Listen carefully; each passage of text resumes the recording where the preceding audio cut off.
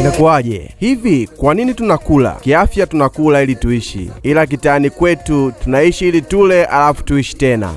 Moja kati ya mijadala ambayo nilibisha sana kipindi nasoma ni pamoja na hii, ila maisha yamenipa jawabu lililopigiwa mstari na kukozwa wino. Kwa mijadala kuna jamaa alisema tunakula ili tupate nishati pamoja na virutubisho muhimu vya mwili. Nikamuuliza, kwa hiyo mpaka unakula iko chakula kimeshuka kutoka kwa Baba Mungu? Au nikamwambia ilibidi uishi kwanza upate muda wa kusaka hiyo nguna, au vipi? Basi wadada walicheka wakaniona nina bonge la point. Kuna jamaa katoa pointi akaanza kwa kusema inategemea. Uhai unategemea chakula na chakula kinategemea uhai. Kwa hiyo aliye hai anapata fursa ya kutafuta chakula ndipo kinaliwa na uhai unaendelea. Nikainuka cha ubishi nikamuuliza, mfano chakula hakitaki kutegemeana na uhai, tunaweza kuishi bila kula? Naona cheka.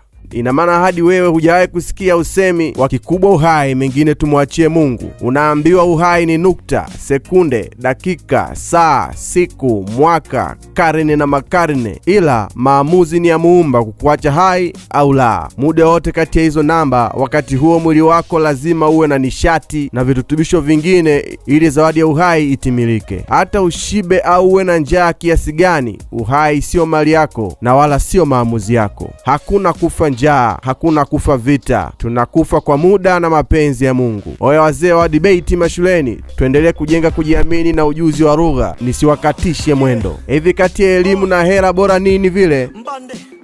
Na njaa acha nikale kwanza.